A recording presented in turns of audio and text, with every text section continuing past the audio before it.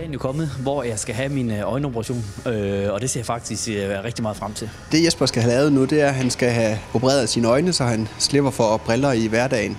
Det tager en 25 minutter cirka, hvor vi opererer et øje, og så skifter om, gør klar og opererer det andet øje. Og så kan Jesper blive brug for at bruge kontaktlinser eller briller i hverdagen. Er det en nem operation for en patient, der kommer ind her? Jamen altså, patienterne oplever det som en nem operation. Nogle gange sammenligner de med, at de synes, det er noget værd at gå til tandlægen. Det siger de ofte efter operationen.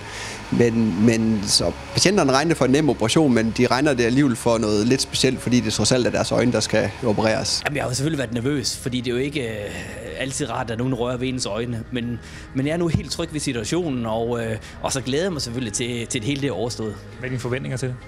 Jamen, jeg håber, jeg kan smide brillerne, og så i morgen så skinner solen, og jeg ser klart, og AGF de vinder og får 3 point. Jesper Elkjær, godt og vel 30 minutter er det gået, siden vi snakkede sammen sidst. Du kommer godt igennem operationen. Hvordan har du det nu?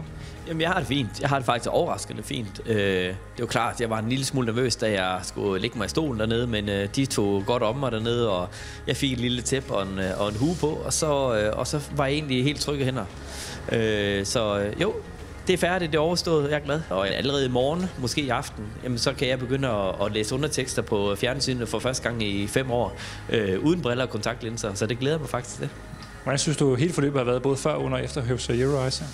Jamen, jeg tror, sådan en type forretning som Eurowise, der tror jeg, det handler meget om information. Og jeg kunne hente information på deres hjemmeside. Jeg har deltaget på en informationsaften, og så har jeg haft nogle gode snakke med de dygtige personale heroppe i Ryesgade her i Aarhus. Så alt så har jeg følt mig tryg hele vejen igennem.